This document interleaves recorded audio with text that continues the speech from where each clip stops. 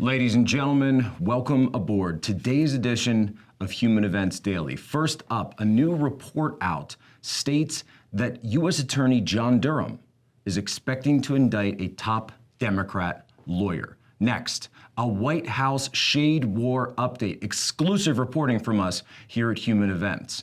Operation Minaj. Third, the Irish COVID debate. I shared a headline about Irish vaccinations and hospitalizations, and Frank Luntz got a little bit upset with me. Fourth, LifeSite News is doing a comprehensive guide to religious COVID exemptions. All of this and more ahead, Human Events Daily.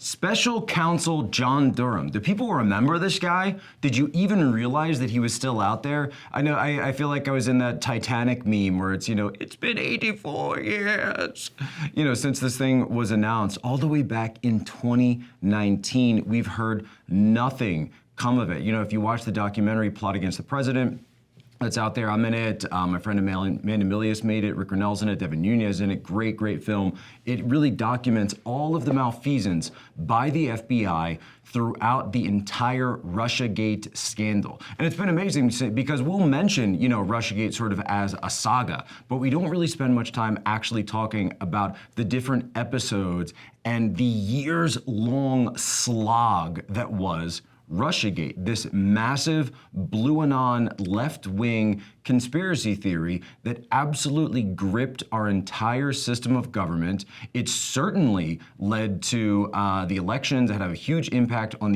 and influence on the elections in 2018. And of course, it also led to the congressional baseball shooting perpetuated by James T. Hodgkinson, a guy who had posted on his Facebook that he was a believer in Russiagate, right? This false blue anon conspiracy theory. So let's get into what's actually going on here. I want to break down the details so you actually understand what's happening, right?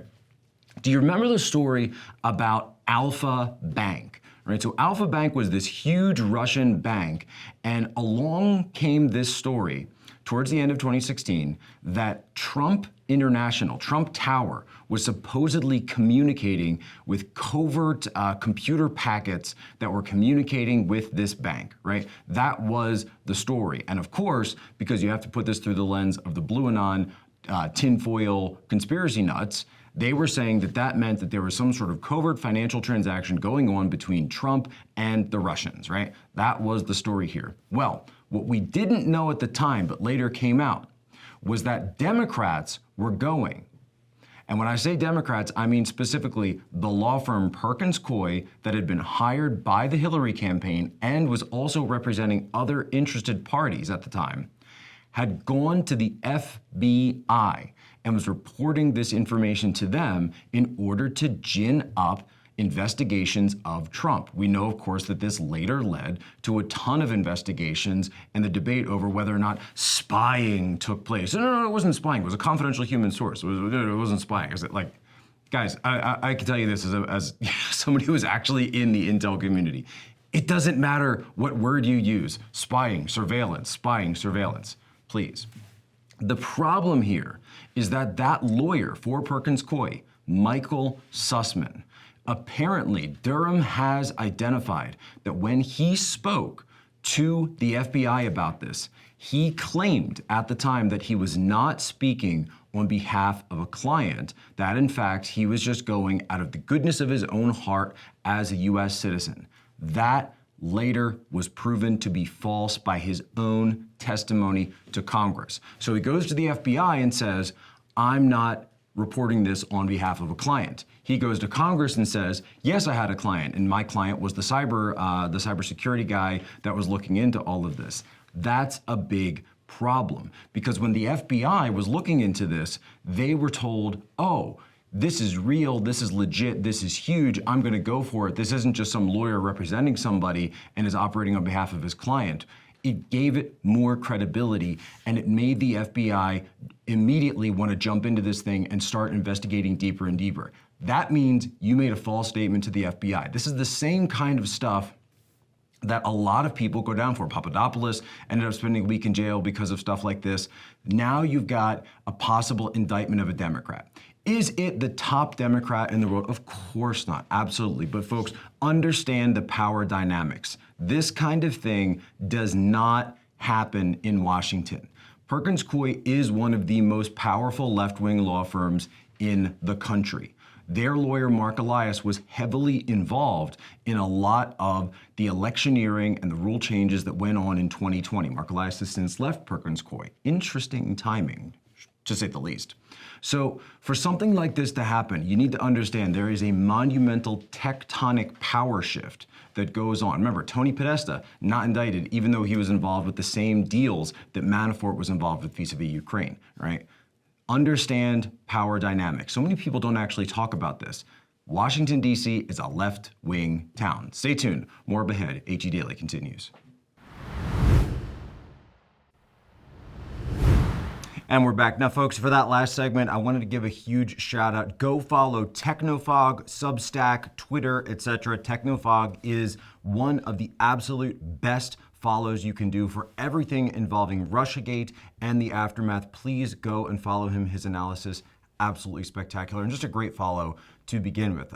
He's a lawyer, he's anonymous, doesn't let anybody know who he is, what he really does. I'm certainly not going to dox him here on this program, but go follow Technofog. You will not be disappointed. Next up, Nicki Minaj. What is going on with all of this? She's getting a ton of pushback because of her statements on Twitter. Now it's getting to the level of the White House. Fauci's reaching out, et cetera, et cetera. Now, me, I'm a big believer in free speech. You have the right to speak your mind. People have the right to disagree, but I'm not going to be someone like Hassan Piker that's going to conversation police anybody and say, oh, you're not allowed to talk to that person, you're not allowed to retweet that person. We are a better society when we have conversations, when we have discussions, right? I think we used to all believe that, we used to all agree that, but for some reason, somewhere along the line, it became, it's not about us having conversations. It's not about us being one group of people, right? Whatever, it's kind of funny because you hear on the vaccine debate all the time, and that's what this was about. It's, we're all in this together. We're all in this together.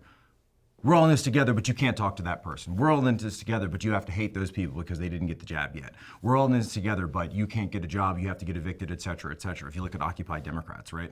So Nicki Minaj came out, was talking about the vaccine, was talking about different opinions on it, and was explaining, I think, why people were vaccine hesitant, right? Listen to what she said after she says she got banned on Twitter. So you guys, if you haven't already heard, I have been suspended from Twitter. Twitter. A place where people say the most horrific things every day. Now, a lot of people are also wondering what's going on with this whole White House situation, because she came out and said that she had been invited by the White House to come in or to take part in a conversation, and then there's a bunch of reporting from unnamed White House officials that say, no, she wasn't invited to come in, we just wanted to get her in touch with a doctor. What does that mean, what's actually happening, folks? What I can tell you exclusively here, Human Events Daily, is that this is a White House shade war update. So it's time, once again, for the shade war update. Team B, Biden, versus Team K. If you've been following me, you know I've been reporting this story. I think I'm the only person, or at least the first person, that's been talking about this since the beginning of this administration, right? Biden and Kamala and their respective staffs do not like each other, and they are constantly trying to undercut each other, throw each other under the bus. At some points, you've seen this happen very publicly. Other times, it's much more subtle. This is one of those times where one side was making a play, and now the other side is trying to undercut them. So, can you guess which side it was that invited Nicki Minaj in, that wanted to start a conversation with Nicki Minaj? It was Team Kamala. It was absolutely Team Kamala. What did Team Biden want to do? This is ridiculous. What Team Biden wanted to do was to launch fact checkers and the apparatchiks of social media against Nikki. They wanted to shut her down. They want to do everything they can to debunk, to use this sort of like top-down, we know all, we are more powerful than you, totalitarian approach, instead of actually having a conversation. Whereas Team Kamala understands, hey, this is one of the biggest stars out there. Let's go and bring her in. Let's have that conversation. Let's go. I mean, it's good politics, of course, for Team Kamala, right? That's something that she's always been trying to do, to try to show that she's young, that she's hip. You know, I'm not gonna say it actually works, but I'm just talking about the general politics of the situation, right?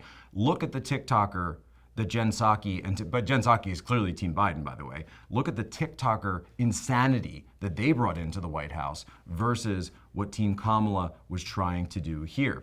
So that story goes out public. Nicki Minaj says it. Then she goes on Instagram and says, oh, by the way, my management team was even on the call, so they know what we're talking about here. So who do you think the anonymous White House official that's reaching out, trying to throw Nicki under the bus is? Let's just say she may have red hair and may be constantly referring to everyone that she doesn't like as an insurrectionist from the press briefing. I've got my suspicions, folks. I've just got my suspicions. But you gotta understand, ladies and gentlemen, that's what's going on in this White House. You have a constant battle. It's a turf war, one side against the other, one side throwing the other under the bus all the time. That's why you're constantly getting mixed messages. That's why you're constantly getting these false claims that be thrown out everywhere by high-level officials, because you've got two sides in the White House, and they are, well, not at war, but they might be in a shade war. Stay tuned. HE Daily is coming up. The next segment, you guys are absolutely going to want to hear this, because even though this segment was about Twitter drama, guess what the next segment is about? More Twitter drama. I know you guys love it so much. This time, though, it involves myself and everyone's favorite media pollster, Mr. Frank Luntz. Stay tuned. We'll be right back. So one of the interesting things about being on Twitter is that you're in what I like to call this perpetual state of now. Twitter is a perpetual state of now. And so you could post something and then walk away from that and go be living your life and doing other things.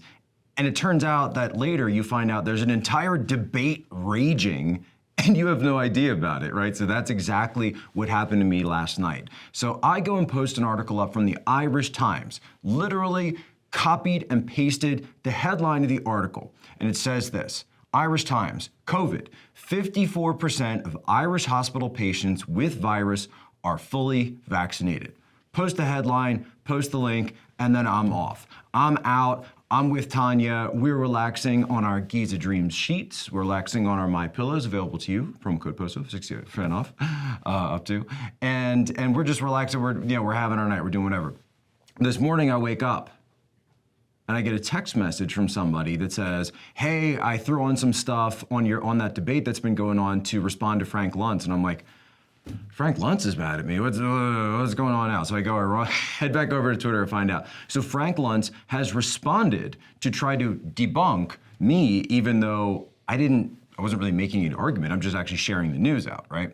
Frank Luntz says, in high-vaxxed areas, 75% of Ireland's population is fully vaccinated. The percentage of hospitalizations will tilt towards the vaccinated due to Bayes' theorem, right? So folks, ladies and gentlemen, I am going to be giving you what everybody loves this morning, math.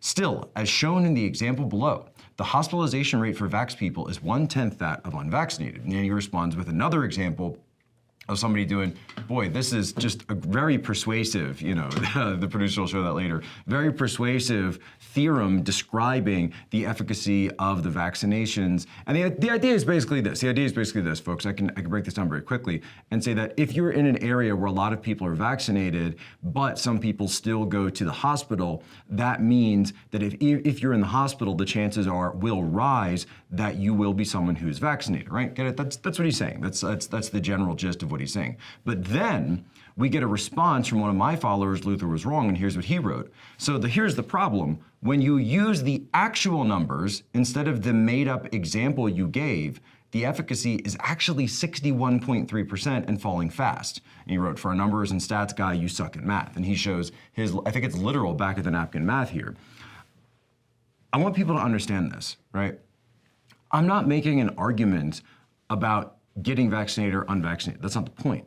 My point is to understand the representations and misrepresentations by our government, by the media, and by this massive public propaganda campaign that's going on about this thing. They are saying if you get it, your life is over, your life will change, or excuse me, the pandemic is over, everything will change, everything will be great. It's sunshine and roses and rainbows across the valley after you've been vaccinated. But here's the thing. Then they're turning around and saying that if you're unvaccinated, you are the problem. If you are unvaccinated, you are the cause of the pandemic. Not some lab in Wuhan, not the CCP, not Peter Daszak, not Fauci, not everything that was going on there. No. It's a pandemic of the unvaccinated.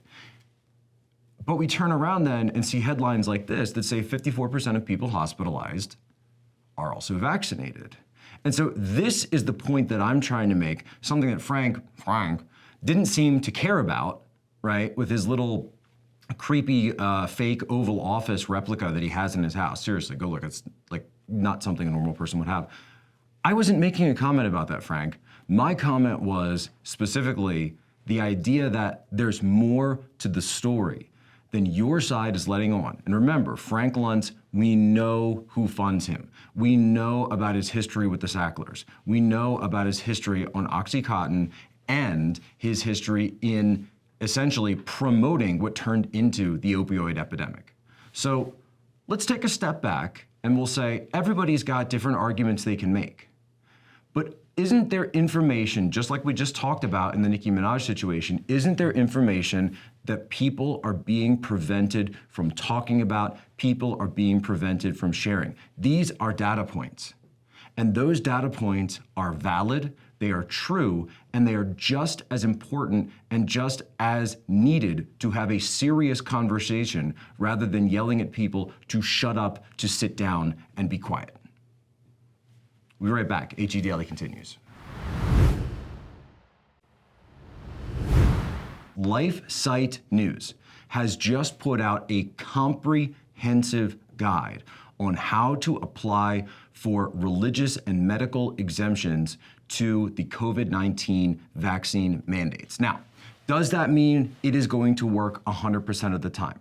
Not necessarily. However, I've had so many people flooding my inbox saying, Jack, how do I do this? Jack, I'm in the military. Jack, I'm working for this company. Jack, I'm in the government, right?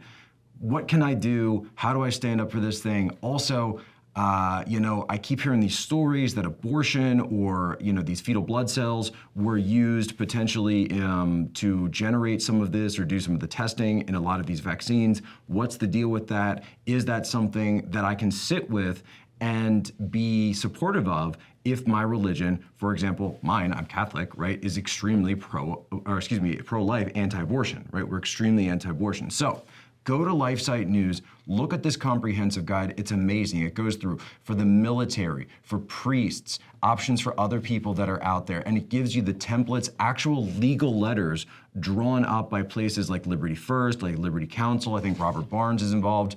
I see with one of them. You can go in and then you can actually figure out, they even go in terms of religion, they have one for personal employment, for Jewish, for Orthodox Old Testament, New Testament exegesis, Eastern Orthodox, etc. There's resources for Protestants, resources for Catholics. There's even an option for Catholics is to join the confraternity of Our Lady of Fatima. It says that members or those wanting to become members follow the simple process. You can request a personally signed letter from Bishop Athanasius Schneider. His Excellency will attest to a person's membership in a Catholic organization, namely the Confraternity of Our Lady of Fatima, that holds abortion-tainted vaccines are gravely immoral. Folks, this is exactly what you've been looking for. And so I really commend the people over at LifeSite News for putting this together. It's incredibly comprehensive. You can download it very quickly. They also have the Thomas More Society for legal help. I mean, just really go look at this thing. Personhood Alliance is involved. This is incredible. The fact that you've got people now from the religious community deciding to take a stand, to stand up, bring all of this forward, and say, look, we actually do believe these things. We believe in morality. We believe in right and wrong. And this is our belief. Folks, you have to take a stand for your beliefs. That's one of the reasons, by the way, that I think, and I was having this discussion after Mass last weekend, we said, why is it that the Latin Mass is taking off so much for Catholics right now? Why are Latin Masses packed every Sunday, and you're seeing the Novus Ordo, the modern Masses, the English language Masses, it's still declining, and it's been declining for years. What's the difference? Well, I think something that really went on and turned people the wrong way, it certainly turned me the wrong way, is that you would show up for Mass during the pandemic, right, when lockdowns were really enforced, and you'd be turned away from a church. I've never been turned away from a church in my life. Isn't the whole point of a church to have open doors? And I think for a lot of families, or with the social distancing, they'd say, oh, well, you know, this pew is full, so you can't sit here, or, oh, you guys have kids, but you showed up 2 minutes after it started, so you gotta, you know, wait in the back, you gotta stand there. Ridiculous, absolutely ridiculous. And the way people were treated, it really goes to make you think, is this a religion? Or is this just some kind of trumped up self-help group? What are you doing? How are you conducting yourselves? And I think the way that you conduct yourself shows the world who you are. I think the way that you conduct yourself, and specifically how you treat others, whether it be a waiter, whether it be an Uber driver, whether it be somebody that's coming up to your show, somebody that's asking you for a selfie, et cetera, that shows you who you really are. So I commend LifeSite News for showing the world who they really are, putting their money where their mouth is, and putting their faith where their prayers are. Great job. Go follow it. All right, folks, that's all the time we have today here on HE Daily. But before we go, it's time for today's moment in history. Did you know that today, September 16th, is the 101st anniversary of the anarchist Wall Street bombing? The anarchist Wall Street bombing, what the heck is that? Yeah, the anarchist Wall Street bombing, 1920. Never actually been solved, even though it killed over 40 people and was perpetuated by left-wing anarcho-socialists. Go read about it at antifabook.com. Ladies and gentlemen, you have my permission to lay ashore.